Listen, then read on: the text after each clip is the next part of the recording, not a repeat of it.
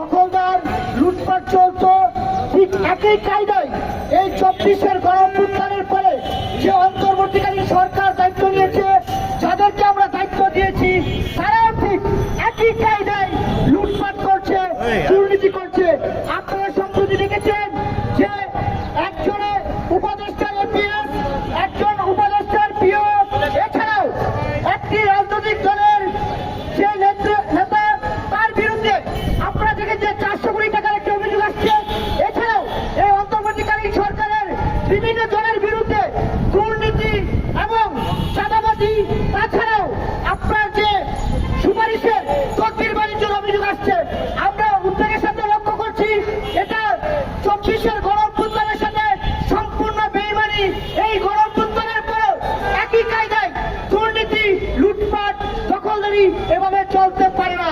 আমরা স্পষ্ট করে বলছি, এই অন্তর্বর্তীকালীন সরকারের যারা উপদেষ্টা রয়েছেন তাদের প্রত্যেকে আমরা ইন্ডিভিজুয়াল চিনি।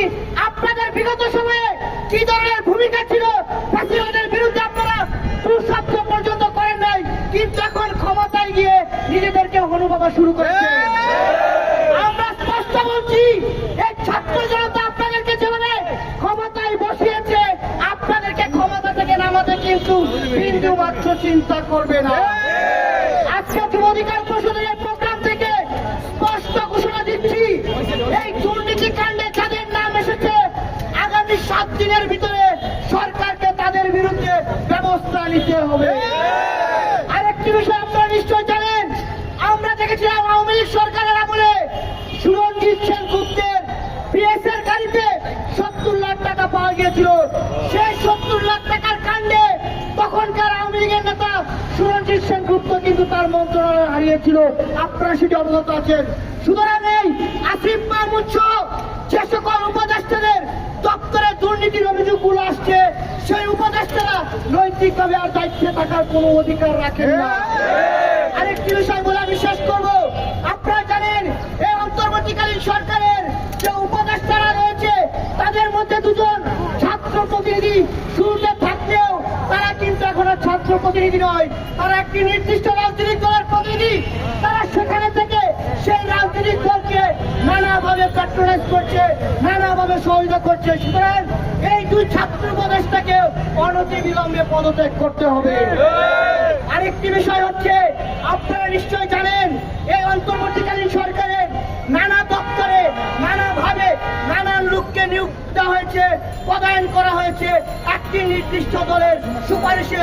সবশেষ গতকালকে আসিফ মাহমুদ দেখেছেন বলেছে যে উনি যে কোনো সময় পদত্যাগ করে যে কোনো রাজনৈতিক দলে যোগ দিতে পারেন।